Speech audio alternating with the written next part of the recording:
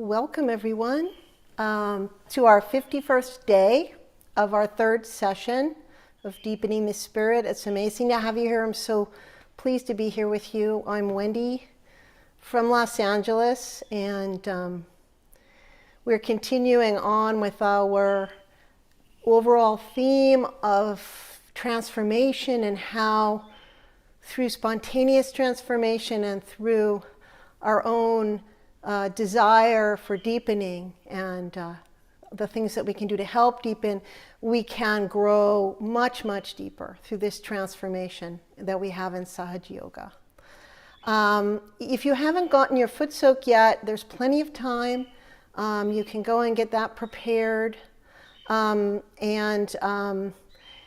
you're a new person or someone who's continuing, we have a website with materials and links to all of the talks and programs that we've had. So if you need to, if there's something that you've missed or you're just starting, we have a library and access to all those materials for you on our website. So that's helpful.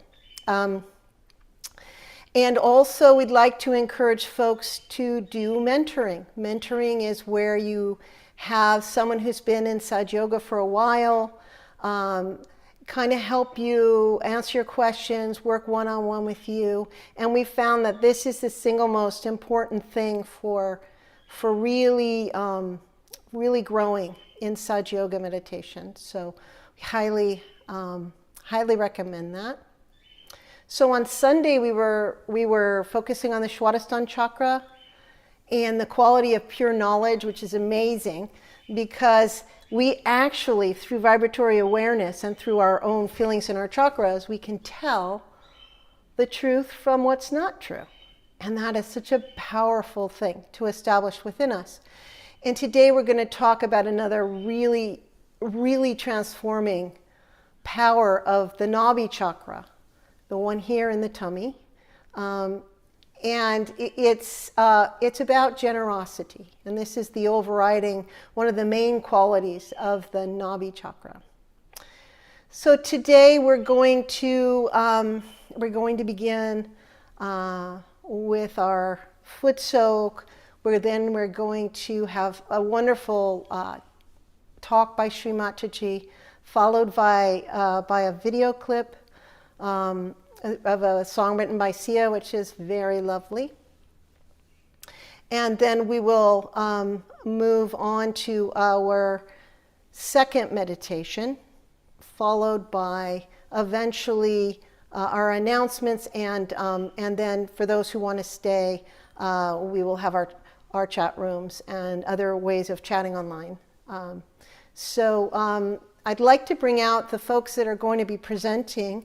I'll be presenting the second meditation, but we have Alan, and he's going to be presenting the foot soak part. So if we could bring him on. Also Sylvia, who's going to join us for the question and answer session at the end, has been kind enough to come and join us. Would you like to introduce yourself, Alan, and let us know a little about you? Sure. I'm Alan. I'm in Plano, Texas, just north of Dallas. I've been practicing Sahaja Yoga for many decades, or almost all my life. And I welcome to anybody who's coming for the first time. Awesome. Thanks, Alan.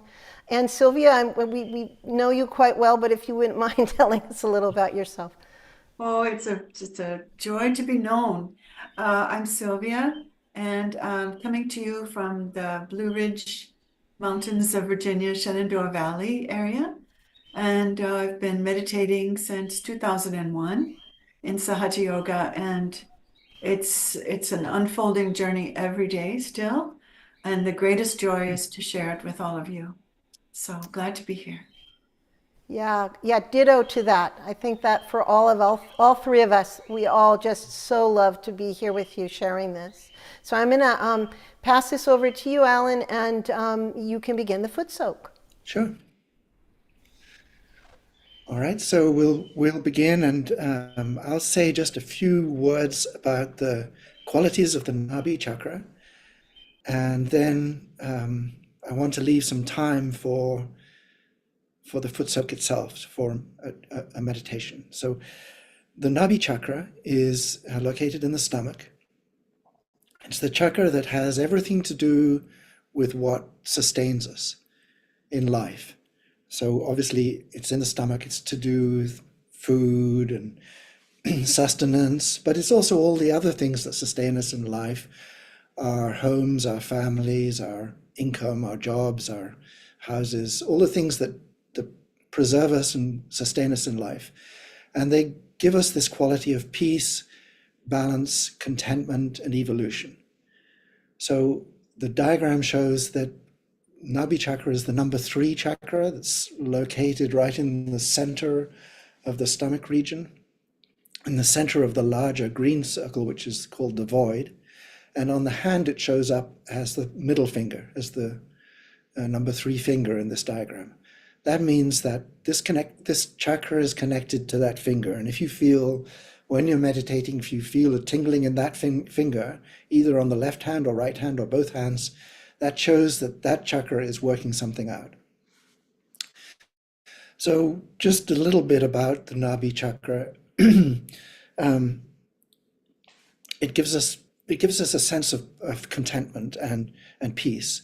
And this Sahaja Yoga gives us a fulfillment of our spiritual desires. So we have that contentment that I've got everything that I could want in life. I don't need anything more.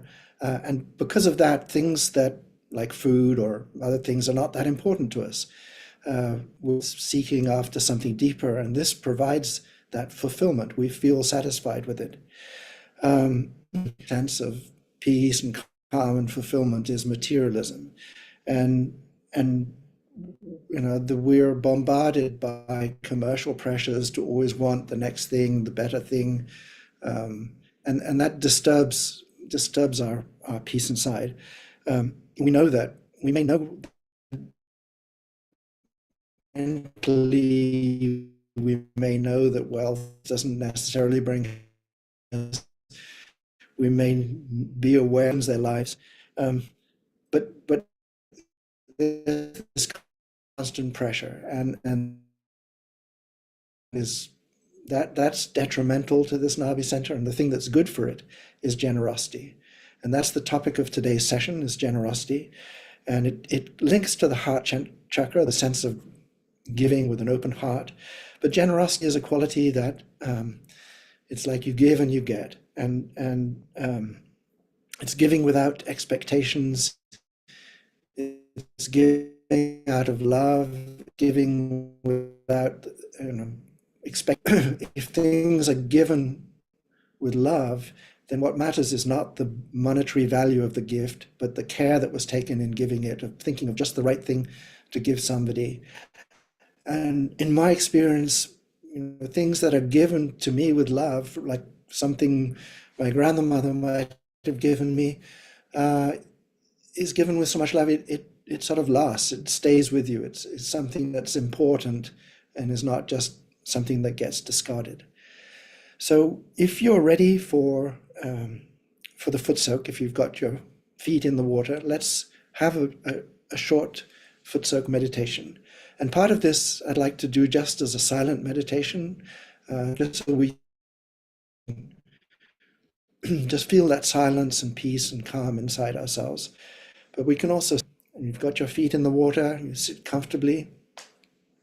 Make sure your shoulders are relaxed, your hands are resting on your lap, open to receive the vibrations.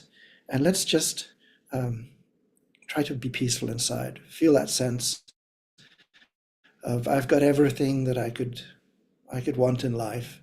I don't need anything more. It's enough. There's so much joy, so much to enjoy in life that I don't need to have anything. Let's let go of all the things that people are pushing us to be interested in.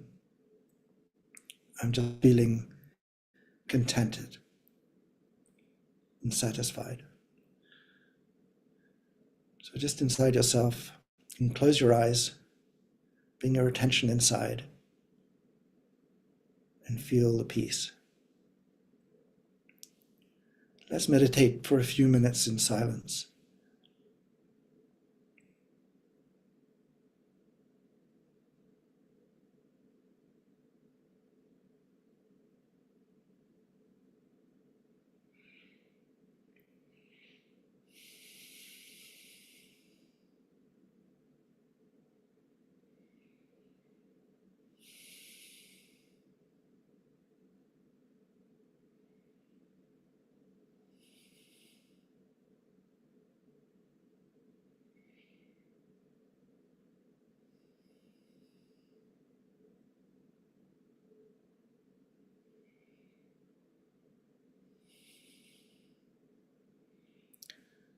You can pray to the Mother Energy, to Kundalini. Mother Energy, please make me a generous person. Let me give with their heart.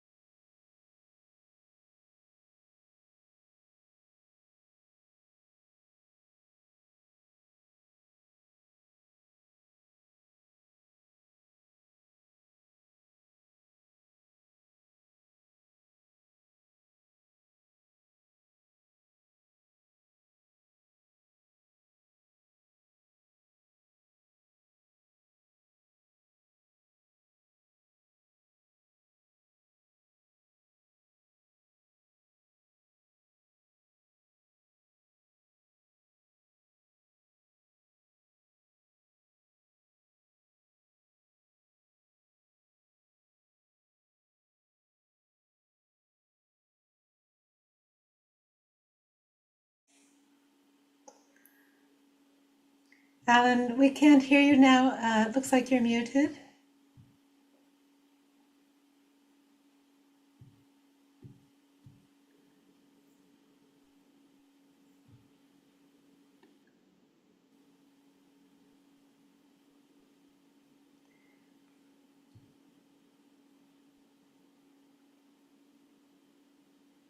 If you like, you can take your right hand and put it on top of your head. See if you feel the coolness there.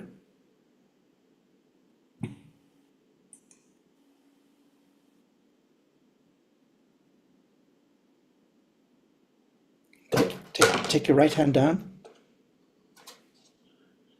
and put your left hand.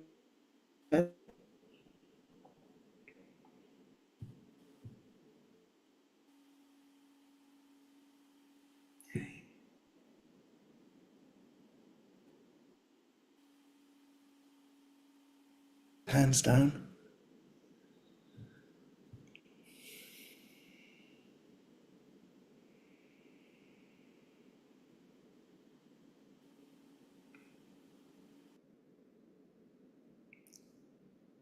And now, I believe last time the mantras were introduced, and we're going to say the mantra for this Nabhi chakra.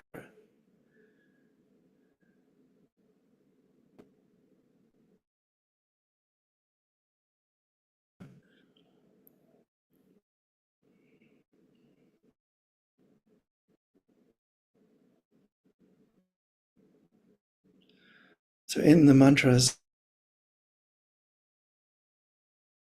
is the name of the essence of that embodiment, qualities of that chakra. Sri Lakshmi and Sri Vishnu. So this is from the Hindu tradition. Sri Lakshmi is the goddess of wealth. Sri Lakshmi is in the festival Diwali, she's worshipped as the goddess of wealth and brings all the blessings on the family life. So I'll say the whole mantra first, and then we can say it together in the second time through.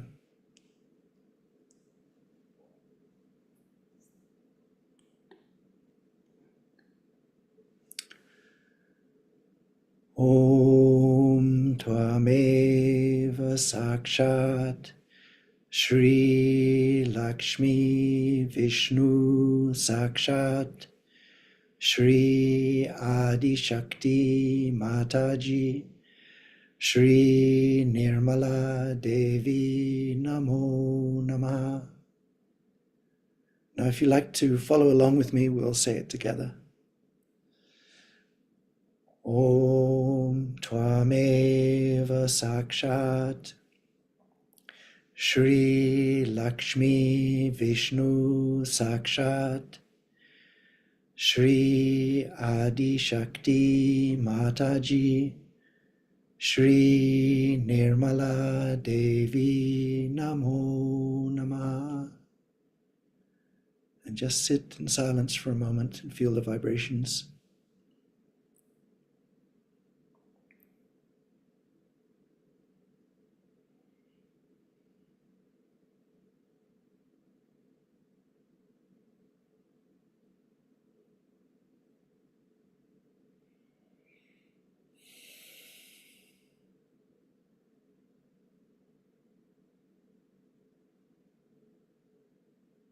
All right, so I hope you felt some peace inside.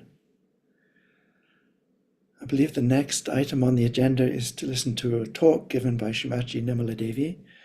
It's from 1997, and it's about see the joy of giving something. It's about generosity. So we can stay in meditation while we listen to the talk. You can keep your feet in the foot soak bowl.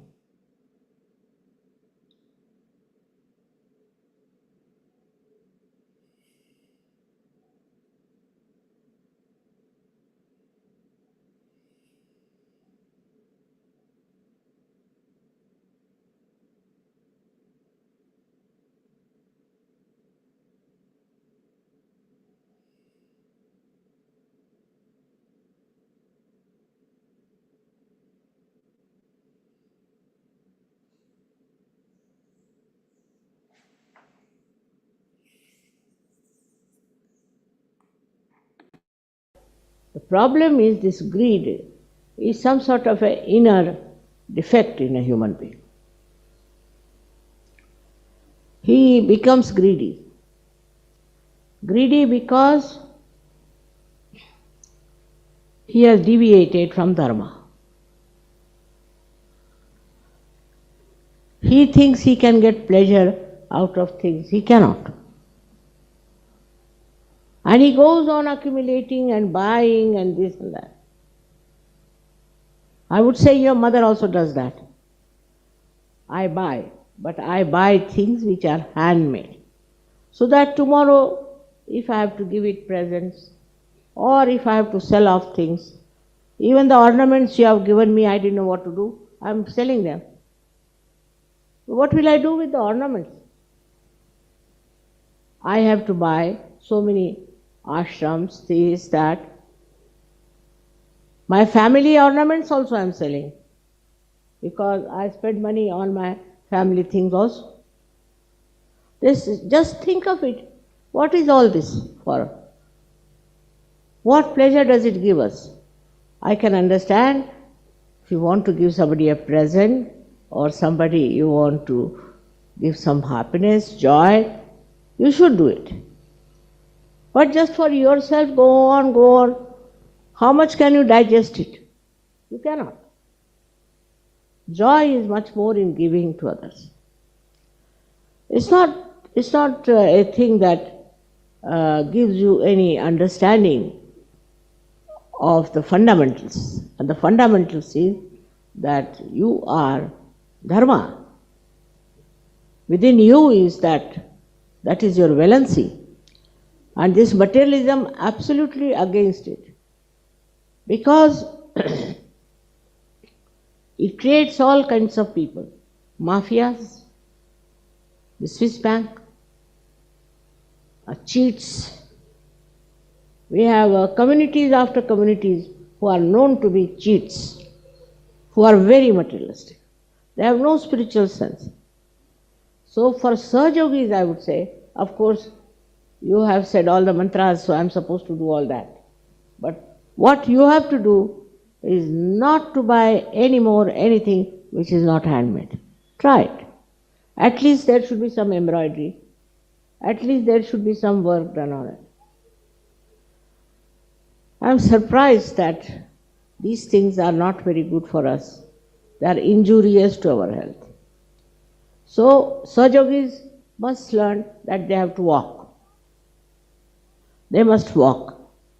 And they must see the nature, what is in the nature. Many of you don't know what, say, I asked the name of this flower.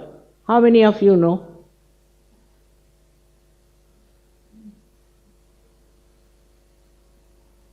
It's a very sweet name, Kiss Me Quick.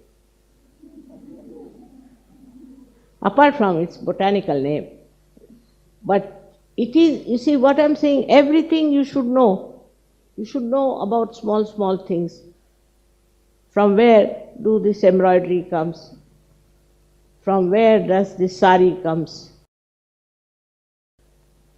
If you walk, look at the nature. Love the trees. Love the animals. You will be amazed. There are so many things to be known than reading newspaper. What is there to read in newspaper? For hours together you go on reading newspaper, next day you forget. You will be amazed that this, they say that for goddess, it is said that Kataksha Nirikshan. Every glance, she knows everything. Any glance she puts on any man, woman, or anything, she knows where it is. And if you are my children, you should also try that. Because I always used to run out in the jungles, in the forests. I used to go to all such places and really enjoy the beautiful mother, this Mother Earth, who has created such a beautiful thing. Have you noticed just now that the colors of the background, which were made by the Russians, and the colors of this facing thing are just the same. They have used the same colors. It's true collectivity. Now you notice in the nature, it's so matching, you know. Nothing gross, nothing loud. It's so beautiful. This is red, but it has green to match it. This Mother Earth knows everything, she understands everything, she does everything. But what do we do for Mother Earth? Is to run after artificial things, machinery, this thing, and now new thing has come is computer. It's all right if you want to write letters to someone, but otherwise it's quite maddening, you know. And this computer will make our brain absolutely zero. We'll be paralyzed. We won't be able to think 2 plus 2. So anything that you want to use also should have its maryadas. Don't go beyond it. If you take to swimming, you'll go on swimming till you get sick. If you are horse riding, you will go on horse riding till you fall down. See, this is also a kind of a life which has no maryadas. Like greed has no maryadas. That's how also this kind of nonsense. I am only fond of this. I am only fond of this. You are a human being. You should never say like that. On the contrary, you should say, I must learn this. I must know this. What is this all about? It is very important. Otherwise, your personality will be a dwarf personality. And ultimately, people end up in money. I don't understand. I can't even count 200 notes. Can't even. I don't know about money, I should say. But I'm good at mathematics. But I don't know, whatever money you are giving goes direct to them and they do it what they like. Now if somebody says, how much you got for this? I don't know. How much for royalties? I don't know. Because I'm not interested. I'm not interested. What is there to be so much interested in money? But I get money all right. No problem. Never a problem. I sold one of my ornaments and I got at least 100 times more than what I have spent. Maybe you might say it's vibrations. whatever you may say. So to get after money means you get very much in the clutches of money. So what is the solution? To get rid of this greed is to try and give it to others and see the joy. Give something to others. Share and see the joy you feel by giving something. I must tell you, Gregor is not here, but I am missing him, because once I went to a sari shop and wanted to buy one sari, but I thought it's rather expensive.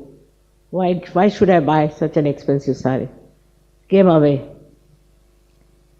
And you'll be amazed, he gave me the same sari on my birthday. And I was so filled with joy, because he bought it, next day went and bought it from that shop, kept it with him, and on my birthday he gave. These small, small things can give you great joy in giving people, other people, not yourself.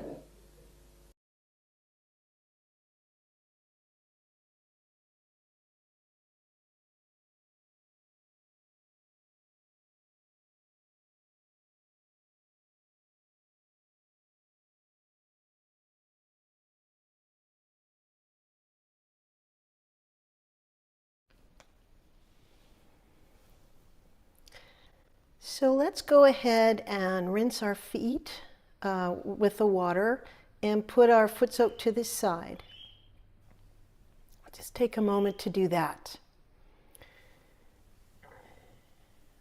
We'll wait to dispose of it till later. And now we're going to sit just for a minute or so. Imbibe these beautiful vibrations as Shri Mataji's talk brought up within us. Just allow ourselves to keep our awareness at the top of our head.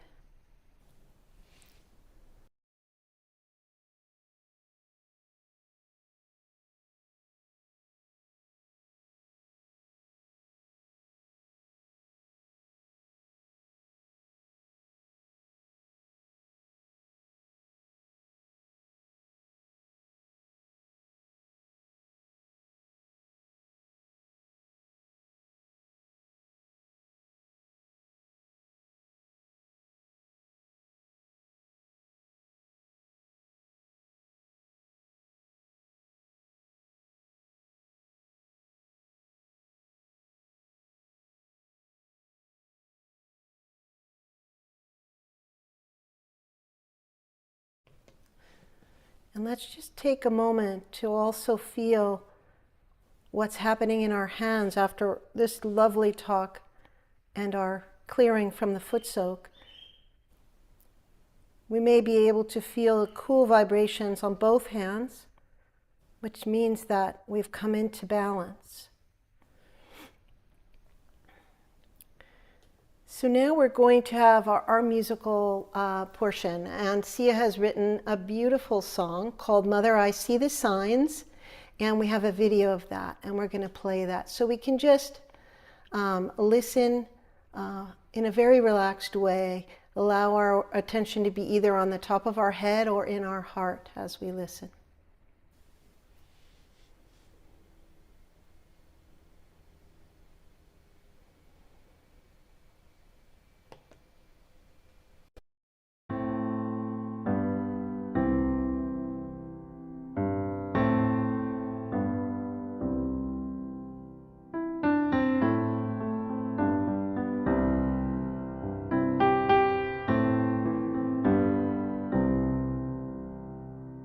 Mother, I see the signs, the messages you're sending with love never ending. Mother, I see the signs. Mother, I see the signs.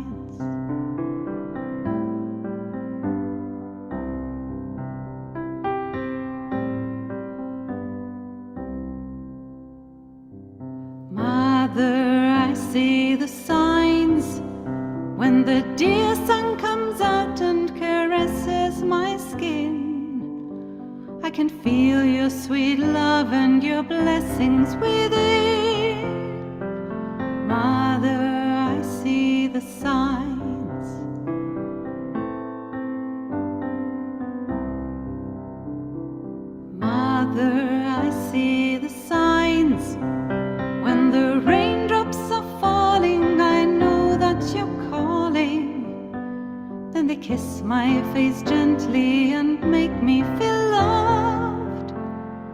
Mother, I see the signs. Oh, Mother, I see the signs. And sometimes when it thunders, I feel the Shri Vishnu Maya wonders. And I feel all her power, and it makes me feel strong. And I promise to change all those things I do wrong. Mother, I see the signs. Oh, Mother, I see the signs.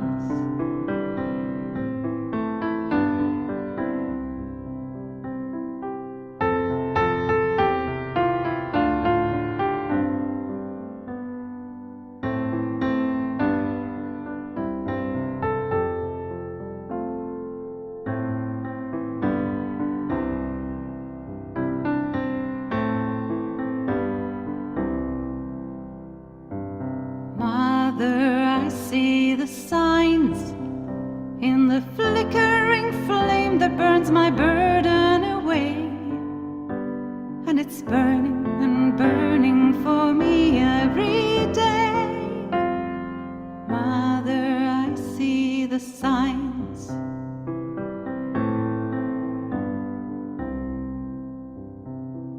Mother, I see the signs. In the colors of the rainbow, I see you and then know that you are above me, protecting me so. Mother, I see the signs. Mother, I see the signs. Mother, I see the signs. When the wind blows so gently and runs through my hair, then I am reminded that you're everywhere. Mother, I see the signs. Oh, Mother, I see the signs. And sometimes when it thunders, I feel that Shri Vishnu Maya wonders. Sometimes when it thunders, I feel that Shri Vishnu Maya wonders. And I try a little harder, I try to be good. Look deep inside and do that which I should. Oh, Mother, I see the signs. Mother, I see the signs. All of those signs of your love and attention you're sending through nature to me. They show me you'll always be there. They make me feel loved and they make me feel free, connected to thee.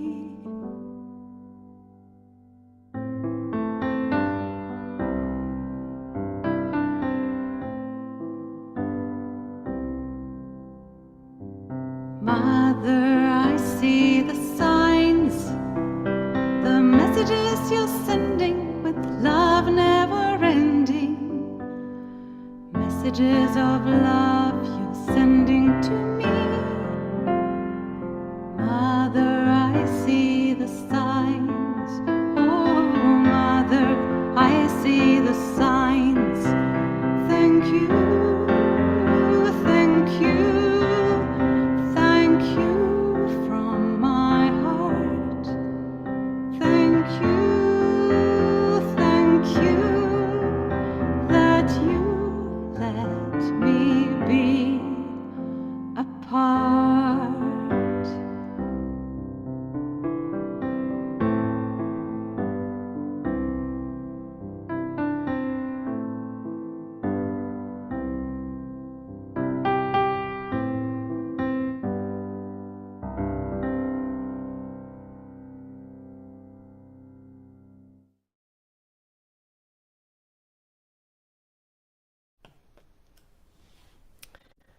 Beautiful, beautiful song. I love to see Sia hugging a tree because I do that kind of dorky stuff. It makes me feel, my heart feels so open when we're in nature and when we listen to music. And the thing that's great about music is that it's beyond thought. So it takes us into our heart and eventually into our Sarastra and the collective unconscious. So we're going to have a meditation now. We're going to have a nice, deep meditation, and we're going to focus our desire on this transformation of the quality, the power of the Nabhi chakra of generosity. It really comes most strongly, this power of generosity, from the left Nabhi, but we also express it through our right Nabhi, where everything to do with our finances come from, and from our right side, because we need action to be generous. We need to do things. We need to reach out. And once we establish one of the powers of these chakras, it's amazing because that power helps to supercharge powers in other chakras. And in this case, Alan beautifully talked about the power of the heart, generosity of spirit. And this is where we give of ourselves, our time, and we give our love generously, and we help others, and we think of others. You know, we have to take care of ourselves, but we also need to think of others as being very important in the mix of our attention. So not so much attention on ourselves alone, but more our connection to others and what we can do. So we're going to, if you're wearing glasses, we're going to keep our eyes closed. You can take your glasses off. It's a nice rest for your Agnya chakra. And let's just start by putting our hands palm out in our lap. Just take a moment to bring our awareness inside. If it helps to bring your attention inside, you can put your right hand on your center heart chakra in the middle of your chest and put your focus very gently beneath where your hand is in your center heart.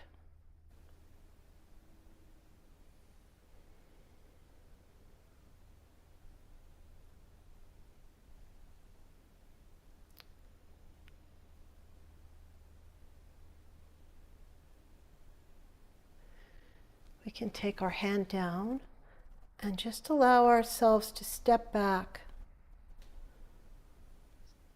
Give ourselves a little distance, as if we're watching our thoughts and feelings and anything inside that's going on. We're watching it from the seats in a theater, and it's all happening up on a big screen, and there's some distance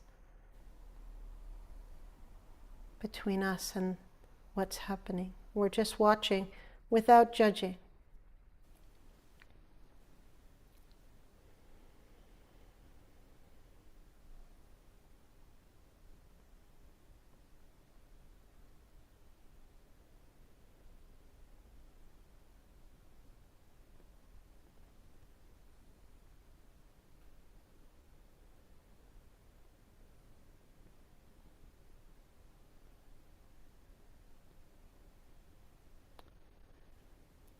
When we first sit down to meditate, allowing ourselves to settle,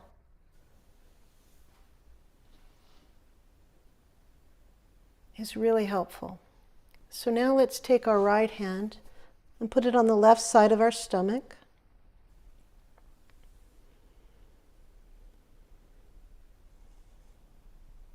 This is the powerhouse for this quality of generosity.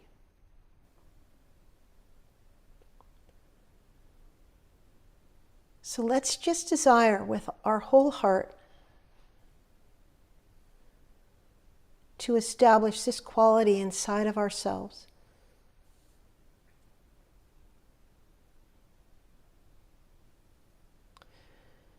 And we can say an affirmation several times to ourselves. We can say, Mother Kundalini, please make me a generous person. Let's say that several times to ourselves.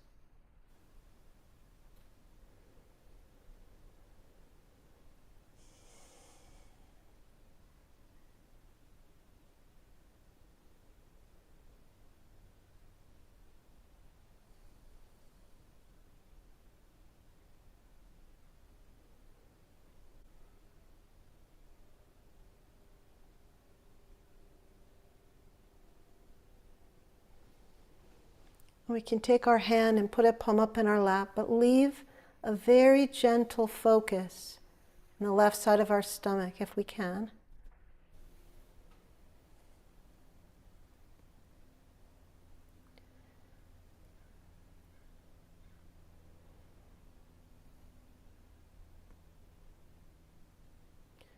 We can also desire to be very generous with welcoming people in our home, making food for them, all these things that help people to feel loved. We can desire that we also have this quality, this desire inside of us to take care of others.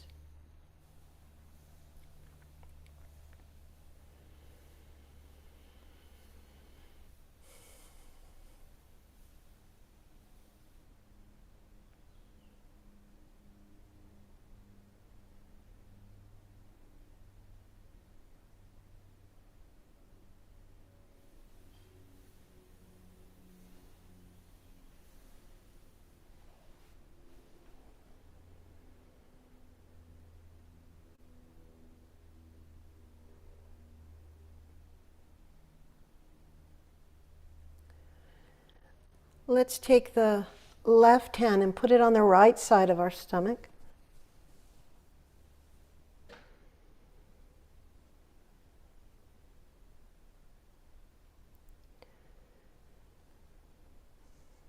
This is where we express our generosity through auspicious use of money, through generous giving of money sometimes.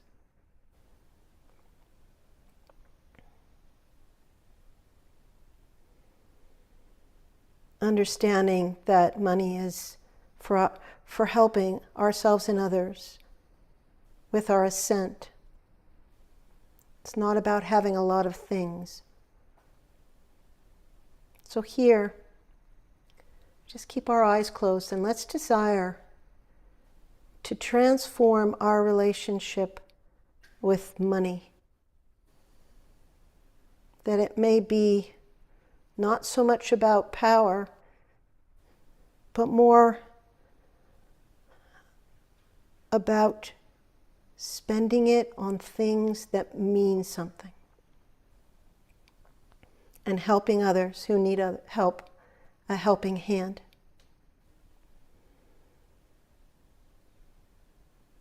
So now we'll say an affirmation together. We can say it to ourselves. Mother Kundalini, please make me generous with money.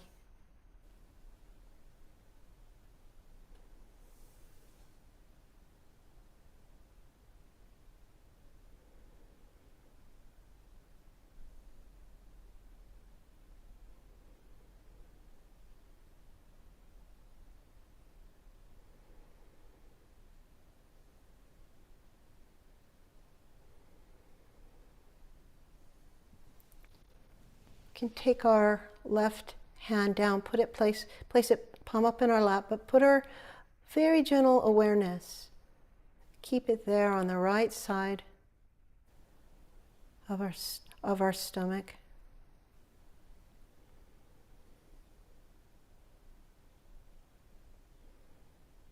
This is where our attention is seated.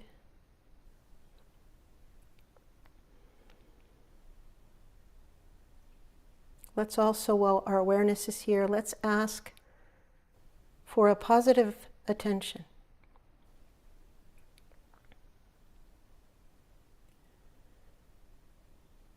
which means that we focus on the vibrations and the positive things around us. So let's say several times to ourselves, Mother Kundalini, please give me a positive attention.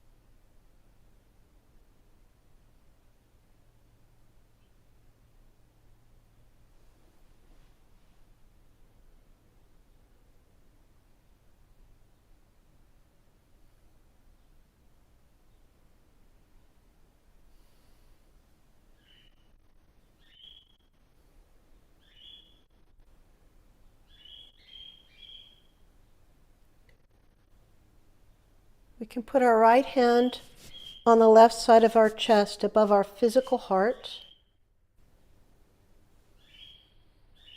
This is where our spirit resides. This is where love is. This is where compassion is. So much beauty and joy.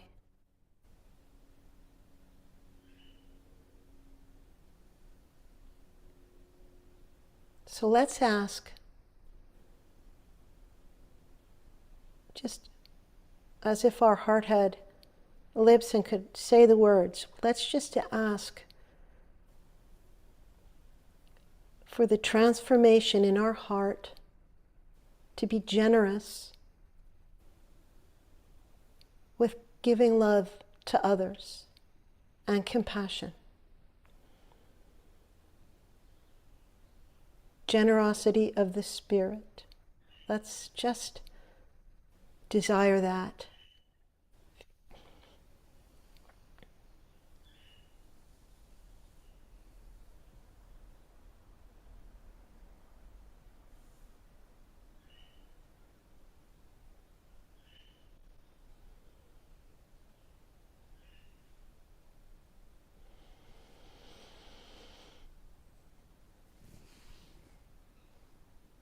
We can take our right hand and point it towards the Mother Earth.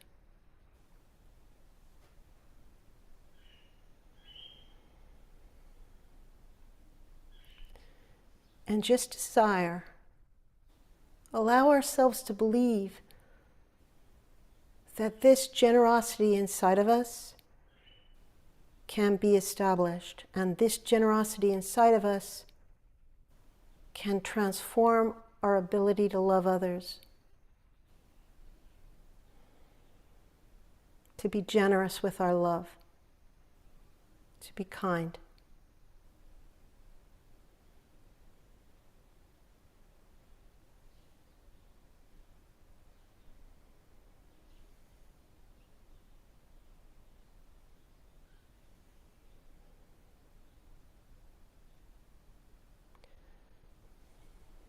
We want to completely transform our relationship with love,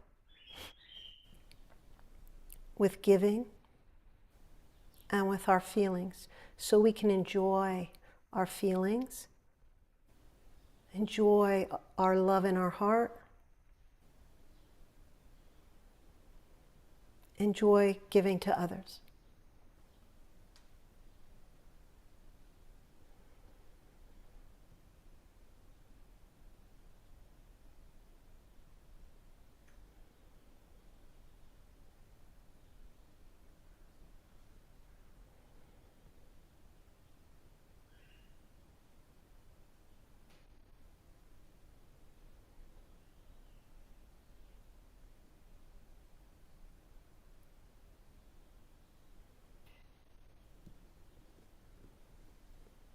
Now let's bring our right hand back up. We can take our left hand and put it on the right side of our stomach and between our hip and the right side of our stomach.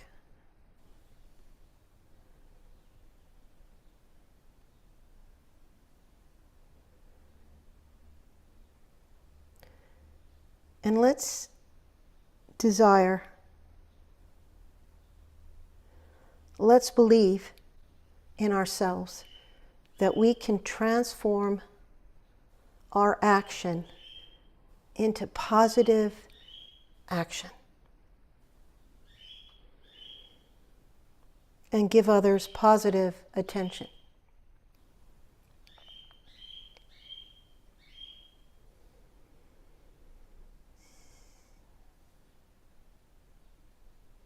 Let's ask for this transformation. Mother Kundalini, please help me establish generosity within myself. Please help me transform the ability to feel love and compassion. Please help transform my ability to give this love. And please transform my ability through this right side channel to act positively to help others. And we're going to go ahead and put our hands both palm up in our lap.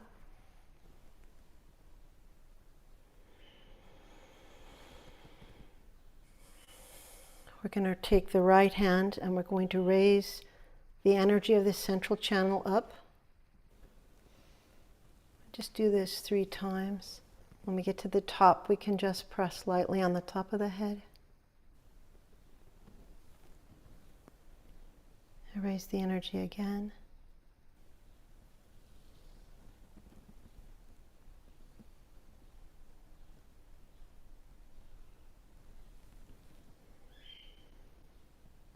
And a 3rd time. And this time we can keep our hand on the top of our head. Let's just raise our hand up.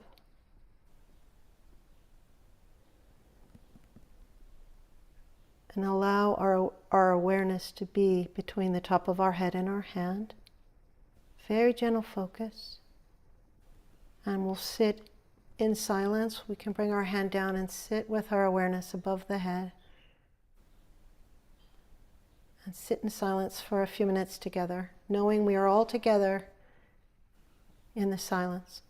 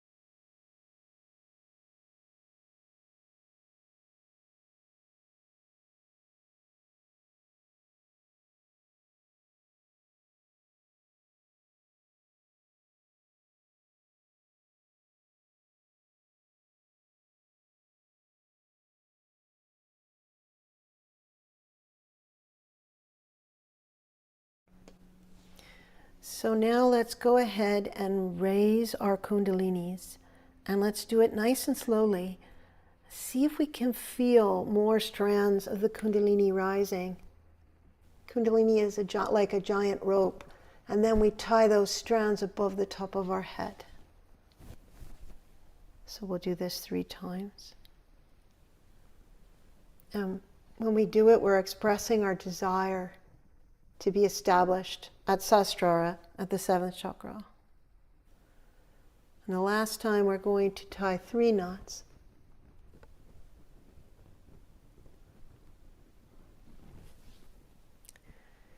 And now let's give ourselves a bandhan. If we can keep our awareness on our right hand as we draw the vibrations around the chakras, we may be able to feel the vibrations being drawn around us as a protection.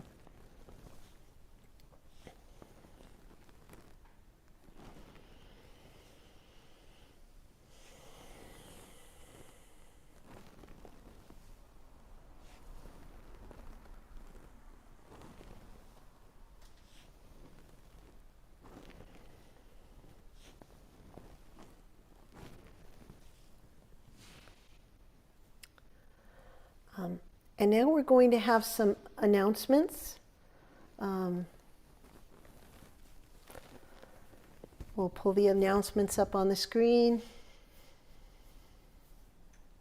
So we're going to continue having our 3 weekly 21-day meditation classes on Sunday, Tuesdays, and Thursdays. And on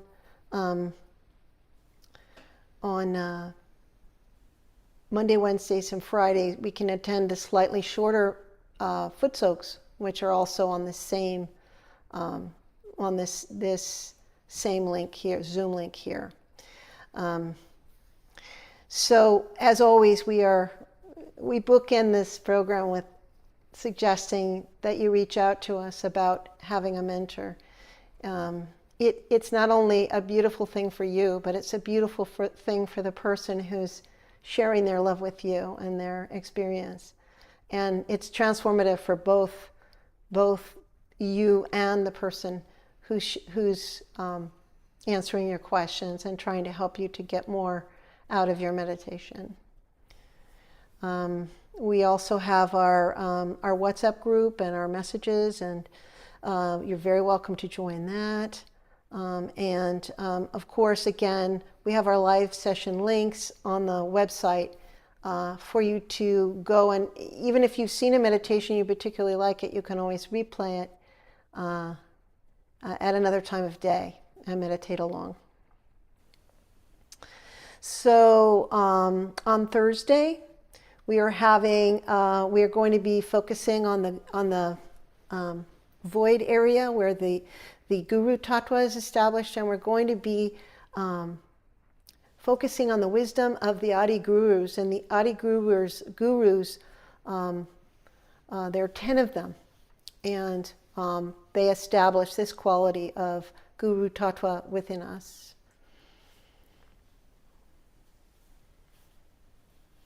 Next slide, please.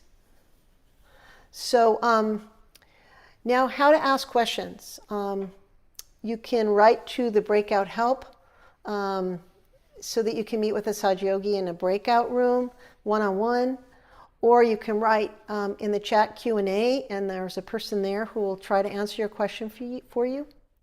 Or you can write to me, the MC, and when we're having our session, question and answer session, we will try to answer your question then.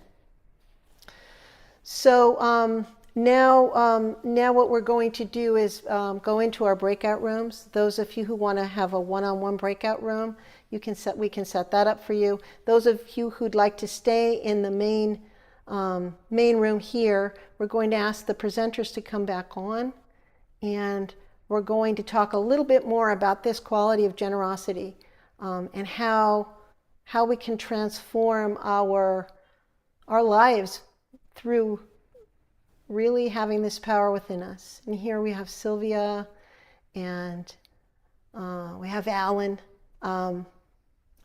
Awesome. So I'm going to ask you questions. This is the first time that I've moderated a Q&A. It's great. I could let myself ask you, put you in the hot seat here. So, what are, for you, what are some of the subtle meanings of generosity in Sahaja Yoga? I mean, how has Sahaja Yoga helped you understand generosity? Sylvia, would you like to start? Sure, I will. First, I want to say thank you so much to both of you for the meditations. Those were very generous to our subtle systems, and I feel like we're all in a really nice space. So I have to say, before Sahaja Yoga, I was afraid of generosity. I was afraid that to be generous would deplete my resources. And in Sahaja Yoga, I've learned that generosity is something that increases whatever your resources are, which kind of Alan said right at the very beginning. So, could you repeat the question? The question is, how is the how has generosity, how did you come to understand the meaning of generosity through this meditation? Right, yes. I think the first thing that happened is I stopped feeling afraid of being generous. I wanted to be generous because when you give to something that you believe in, it gives back to you. We've already touched on that a little bit. So there were already so many benefits to being generous. So giving a little bit gives you a lot. It doesn't have to be much. It's just whatever we can give. But if we give it with our full heart, it always comes back as a gift to us. So if we give without expecting anything in return, something kind of Yes. magical happens, right?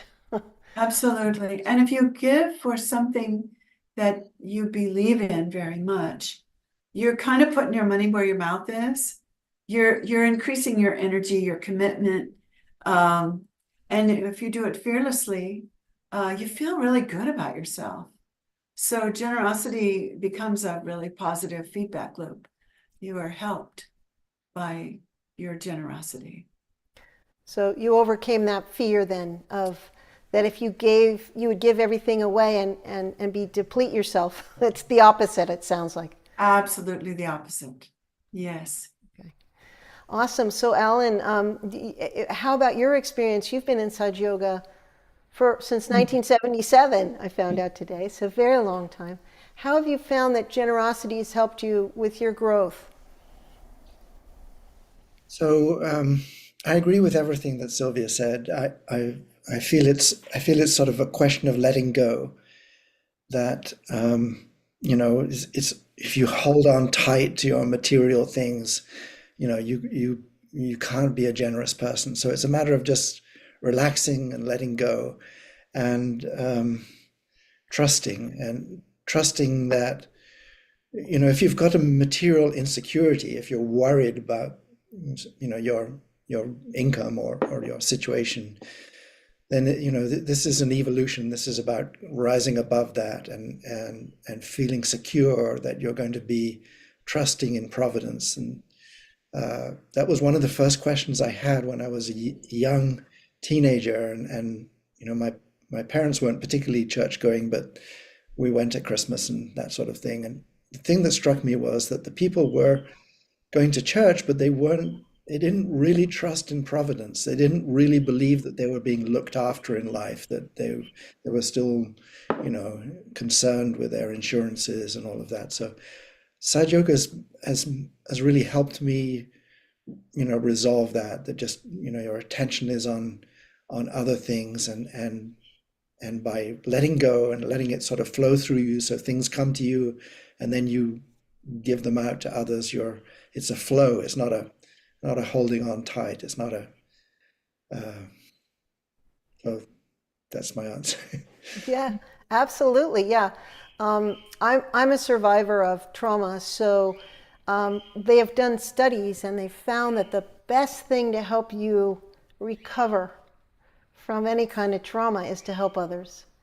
I mean, I think that says it in a nutshell. There's science behind that, right? Yeah. So we're wired to rise when we help other people too. It's almost like when you're helping someone else, you're being a channel for this positive vibrations, and the vibrations will just clear you out and use you as a channel. So it's it's a very powerful tool giving for growth, I feel. So does anyone have any personal examples that they want to share about how maybe you were before you started meditating in Sahaja Yoga meditation, and like where you're at now? Sylvia, do you want to give that a go? Sure, I will.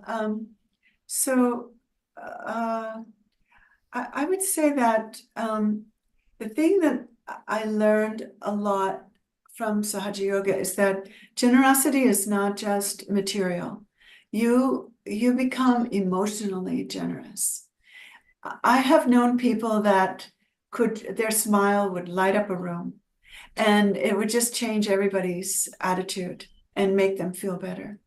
Those people, they use that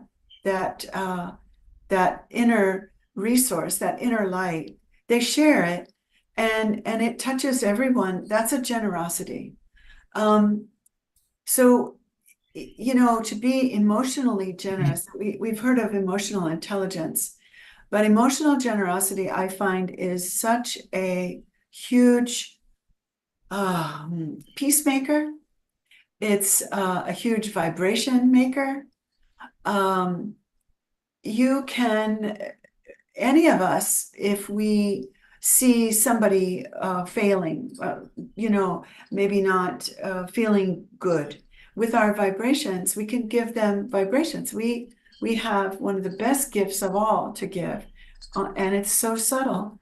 You don't have to wrap it in a package, but it's already wrapped in love. So It's a pretty good package already inside you, I guess. Well, yeah, there you go. So if you can help awaken, you have that intention that you want to use your vibrations, which makes you feel better, to help another person.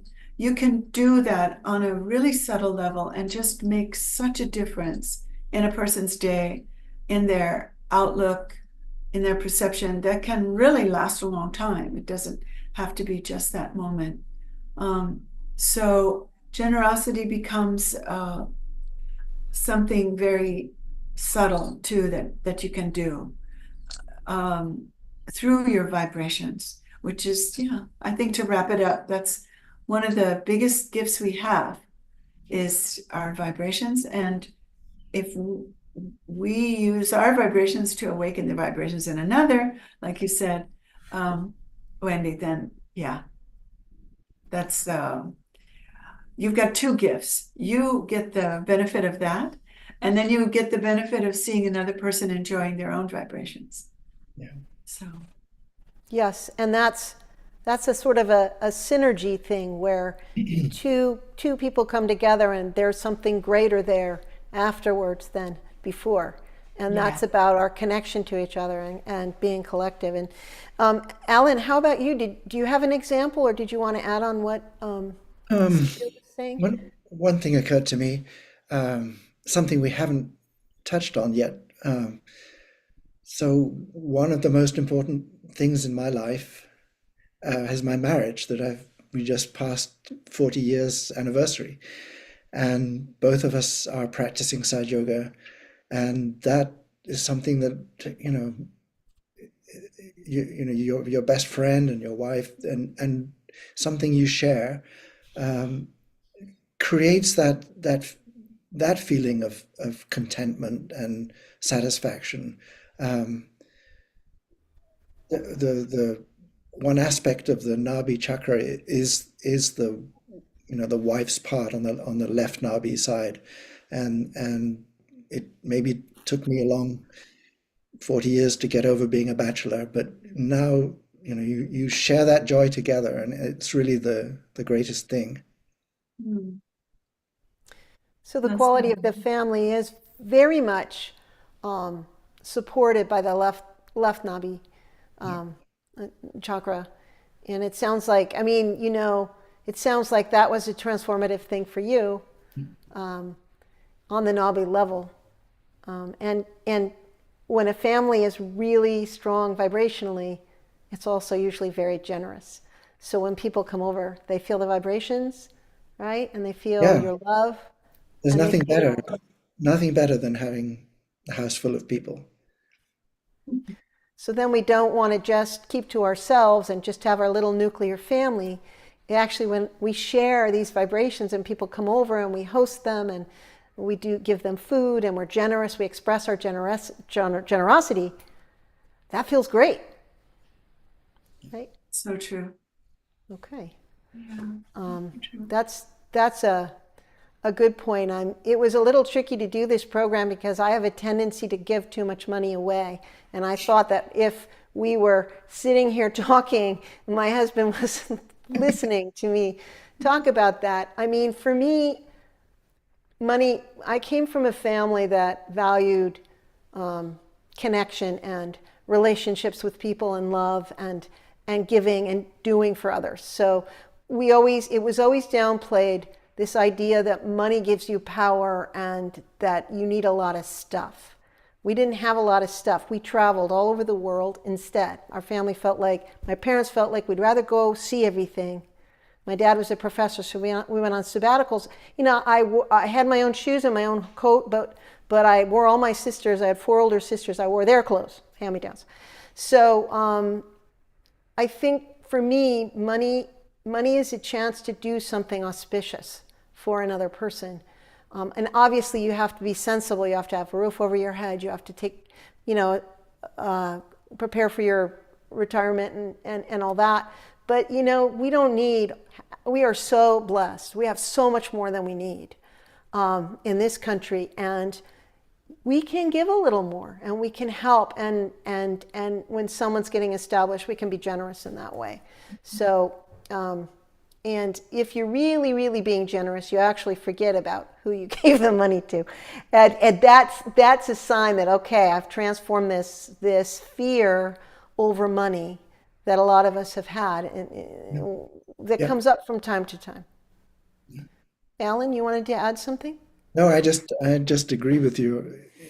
I think it does take away that insecurity, and that's just comes from experience that you're okay, you're being looked after, and That's And right. no amount of money is going to keep you safe, right? I mean, it's not money that keeps you safe. It's your connections to people, your friendships, people who come through for you when you're down you're not doing well financially. And if you have done things right, you have a safety net beneath you, which is formed by your connections and the love of others who love you.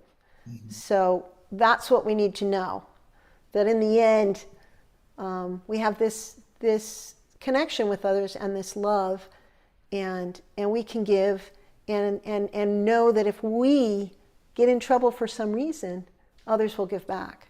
And that's pretty powerful sort of settling of the Nabhi, which is what our last question is, to talk about. What does it mean to have a Nabhi that's settled?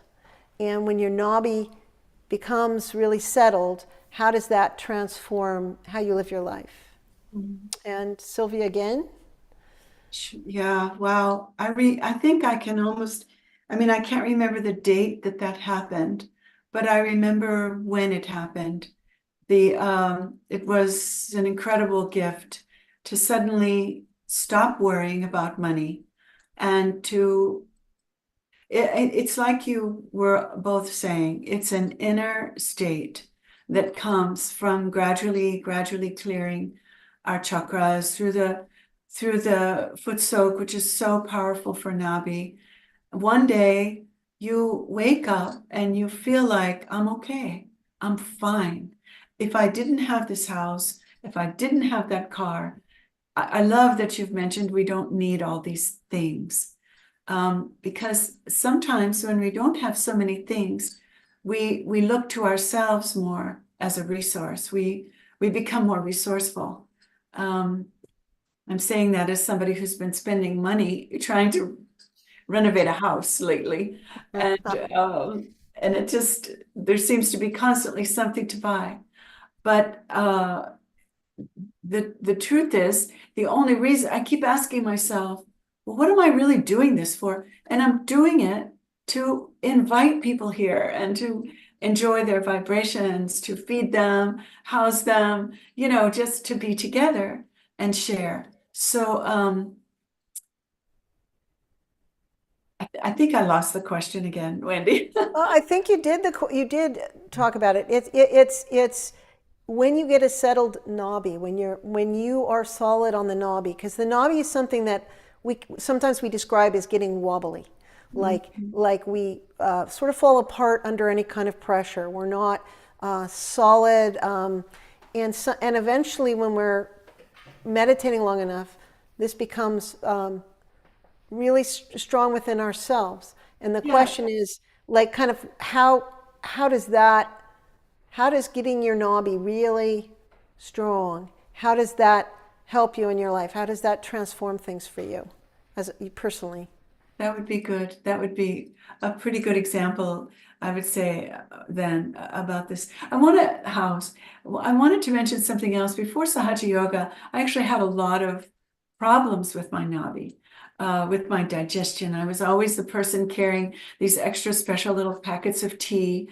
My daughter used to tease me all the time. I would travel like most people with a suitcase, but I'd also have a little lunch bag of all my little personal apothecaries, a little tea for this or tea for that, or something to always keep my Nabhi settled, because on a physical level it wasn't settled. And but that settled very fast in Sahaja Yoga through regular foot soaks. It was just a manifestation of feeling insecure, I think, and not looked after.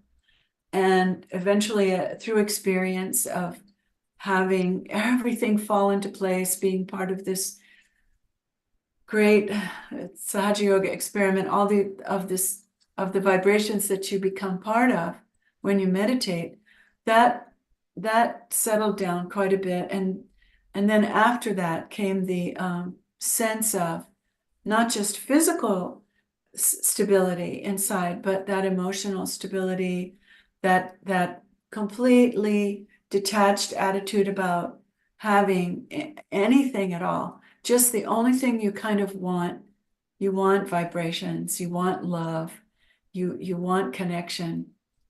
And the rest, when you want those things which satisfy the spirit, this sort of the Param Chaitanya gives you everything else you need to support that pursuit of vibration. Sylvia, it sounds really like coming into Sahaja Yoga changed this sort of weakness that you had in the Nabhi into a strength where now I personally know that you just do so much and give so much to so many people. So you became a rock. Mm-hmm. Your attention became settled, and then you were able to help others. So that's a pretty beautiful story there. Thank you for saying that word, transformation. I think that's really true for everybody who steps into this world of Sahaja Yoga, Wendy. Yeah. It's something we share, and that's why we feel close to each other, because we get it, right? Like, that's wow. right. Alan, did you have something that you wanted to add? I was just going to add one more thing, because we haven't talked about stress. And stress is a real thing. It can be quite toxic to people. I was an architect all of my career, and it's a very litigious field. If you get out to the end of the job without somebody suing you, you really count it as a success. And I know for sure, 100%, that I wouldn't have made it through without Sahaja Yoga. I would have given up probably while I was still a student. And Shri Mataji herself, encouraged me and told me to keep going. But there were many times where things were, a stressful situation, where knowing that you could do something for yourself, you're not going to solve the physical problem, but by bringing yourself back into into balance, you're going to make yourself better, and you'll be able to cope with whatever happens. And that was just an experience that happened many, many times. And knowing that you can do things for, to get out of that emergency stress situation and make yourself all right just by meditating and asking for help. That's been a big thing for me. Wow. Yeah, amazing. And bringing up the whole thing with stress. And, stress is something that the Nabhi helps with. If we have a settled Nabhi and we've established our Nabhi, we're less likely to, excuse my French, freak out when bad things happen. Because in combination with that strong Nabhi, we have the witness state established. So we can step back and actually be helpful to others in a crisis situation or in the most stressful kinds of situations. And there's a real feeling to that, to feel like, you can be a rock for those you love and for those around you. We have a question here that I think we'll finish our session off with. My question for the speaker is, how do you find strength to be generous to a family member, to family members who have hurt you in the worst possible way? Ellen, do you have some experience with this, or Sylvia? Which of you would like to? I would emotionally have that experience, but not physically. Physically, I wouldn't, but if the answer calls for emotional generosity, then forgiveness is a power that will unlock your sense of generosity because it unlocks your compassion. But to forgive someone, you have to go into this journey of trying to understand them. And understanding, I think, in this case is a very difficult word sometimes to understand.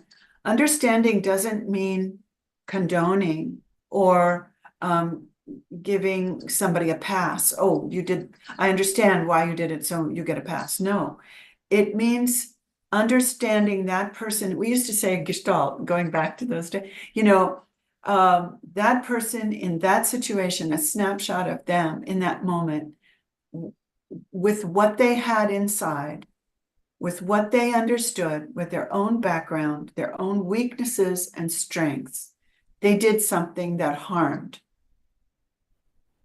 They did it from their weaknesses and strengths. That could even be that one of their weaknesses was cruelty.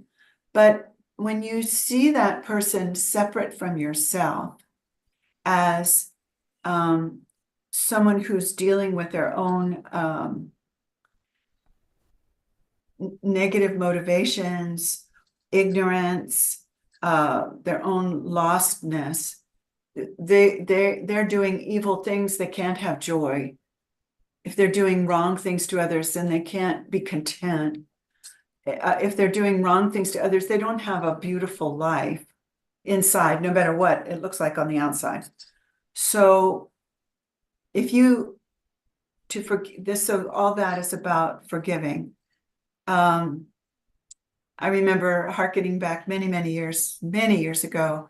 My little brother and I graduated in 1970, and the world was in a big political, from high school, and the world was in a very political unrest, and he was very on the opposite side of the political spectrum from myself, and we used to have terrible arguments, and say hurtful things to each other, and for years at a time we didn't really speak except a cursory thing at holidays. And it took me years, and I would say emotional generosity, to put those things completely aside and see him for the person that he is, which is an individual journey. There's no prescription for that. And then to forgive him for just being who he was, which meant that he was not the same as me. So, okay, that's ego, right? So, okay, he gets a pass. He's allowed to be who he is. And when that happened, I was able to forgive him. And we've become such good friends because of that, that forgiveness and the desire to just love him, just to be friends for whoever he is, doesn't matter. The friendship goes deeper than things like political ideology and mental constructs. So Sylvia, it sounds like he was also giving that back to you, because for forgiveness and love to really be resettled in a family member that you've been estranged from, it's a two-way street, right? And Well, we do need to remember that we need to have boundaries. So if someone has hurt us in unacceptable ways, we can forgive them, but we can also have boundaries and feel like, we may or may not want to completely embrace that person, depending on what kind of trauma there was there. And it sounds like this was the kind that can be healed.